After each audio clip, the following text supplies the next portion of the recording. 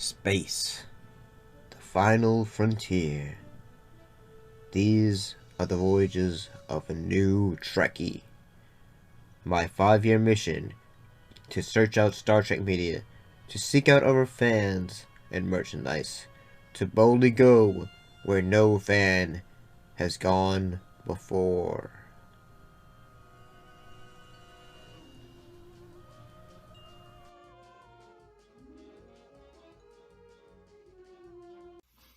So, greetings and salutations. Welcome back to another episode of talking about Star Trek.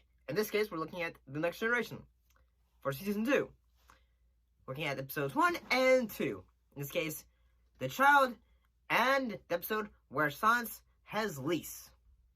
Let's look at the episode The Child first.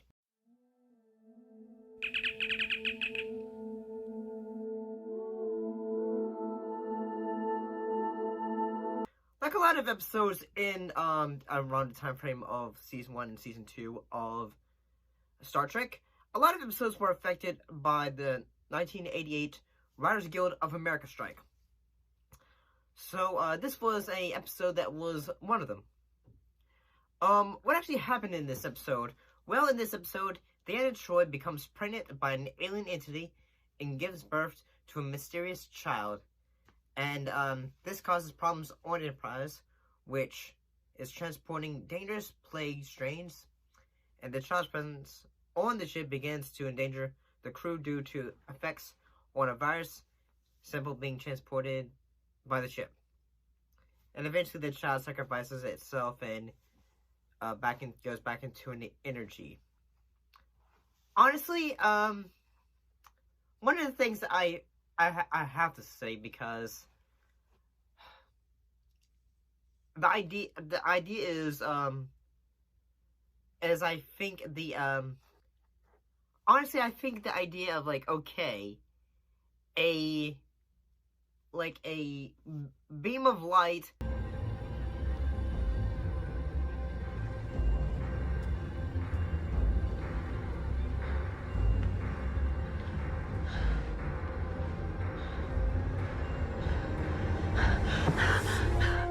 suddenly goes into a woman and boom, pregnant, and relatively quickly.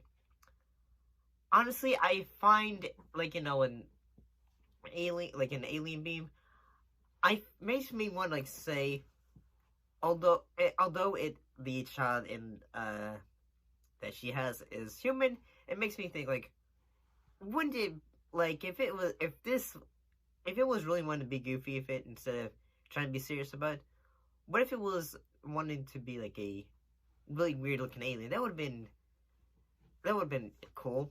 Some critics did say that the alien kind of way, it's in a way it's kind of the idea of the alien is just going into her is similar to rape or something like that. I will say that I can understand that idea, and the fact that she's just sleeping in a vulnerable position, I suppose. But I do think the idea of an alien beam of light impregnating a woman is weird, very weird. I do have to say that that we had there has been of new character developments, and the fact that we have a new character, and that actually we have two new characters in this. We have the introduction of Whoopi Goldberg as I'm sorry, I don't want to butcher her name already. Whoopi Goldberg plays a new character. So far she's works as the bartender on Enterprise, and then we also have the introduction of a new character as Dr. Deanna Mulder, who plays Dr. Catherine Pulaski. I thought the idea of say, okay, we have a new doctor. I think she does a pretty good job. Although she has a bit of issues with Data and the fact that, he's a machine. It reminds me similar to, like, if, who was it? Bones was a new character in the beginning of season 2 of Star Trek, the first season, the original one, and like he had some spats with Spock. I spent 4 years on Vulcan studying their mental discipline. You poor girl. On the contrary, Doctor, I would say that Dr. Jones was indeed fortunate. Vulcan is not my idea of fun. I mean, then again, both Bones did have some like arguments with Spock at times, so I can see that's where they might go with Dr. Pulaski and Data, like, understanding his point of view and all that sort of thing.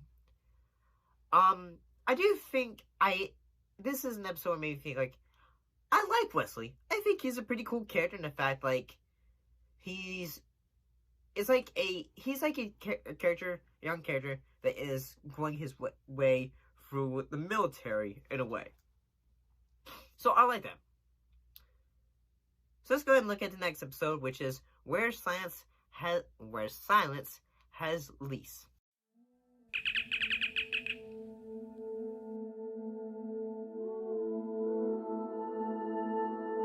What happened in this episode? Well, in this episode, the Enterprise becomes enveloped by a void in space where the crew is tested by a powerful alien presence.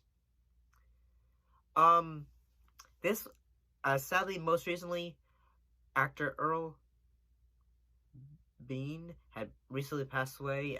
He actually appeared in this episode as the Nagilium. I'm sorry. I'm gonna be honest. This episode came out in the late 1980s, like almost early 90s. For like when this episode came out, I bet they probably people like say the effect for it was really cool. I was so alarmed when I've gone to such trouble to look just like you. Captain, sensors show nothing out there. Absolutely nothing. Sure is a damned ugly nothing. Honestly, it looks cool, but at the same time, it looks kind of dated, honestly. I mean, it looks cool. The idea of, like, just a face with just, like, eyes and a mouth. No rest of its face and all that. It's a cool idea.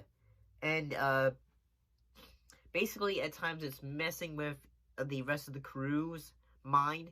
We get some, both, trying to think, it was both Riker and Worf, they basically have, in this episode, they basically are kind of bros in the fact that they are spending time together.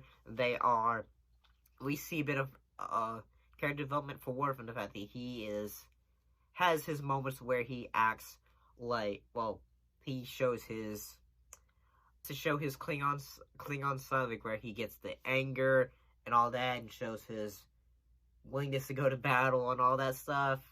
I think parts where it has the character development is pretty cool. And, honestly, I think this episode is pretty cool with, like, the moments with character development. I just think the moments where it has the Nagilium, I think it's just goofy.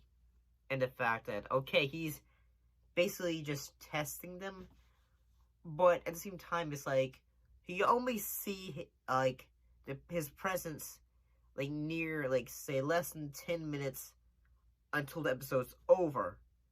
The rest of the episode is, like, say, Riker and Worf, like, stuck in another ship and trying to get out, and they're basically, their minds are being messed with, which I think is a cool idea, but I feel like, I think it's a pretty cool episode, but it's just, I feel like the parts where, like, say, if they had, like, instead of like the Niglim being just a giant head. Is it true you also have only a limited existence? Answer. What information do you want? I don't understand the question. You exist, and then you cease to exist. Your minds call it death. I think it would have been cool if, like, instead of, like, it's just a voice, and the space is just a voice. You don't see his face, but I think it would have just been cool if you just heard his voice. Because Earl, he did have a great voice. So overall, I think these episodes, these two episodes are both alright for what they are. But that's just how I feel. What are your thoughts?